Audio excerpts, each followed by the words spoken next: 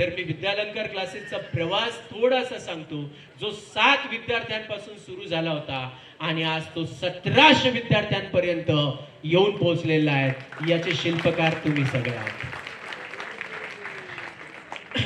हे करत असताना फक्त आणि फक्त संस्कार किती महत्वाचे असतात, कारण की त्या संस्कारात जे बाळकडू पाजलं गेलं ते म्हणजे प्रामाणिकतेचं, ते म्हणजे इमानदारीचं.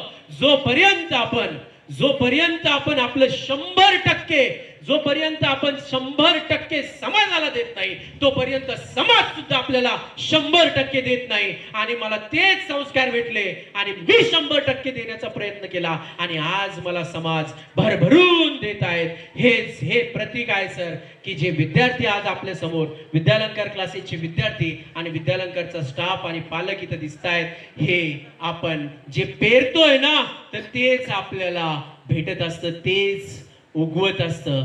त्याचं हे प्रतीक आहेत. त्यामागे फक्त एकच इच्छा, की आपण प्रामाणिक असावं.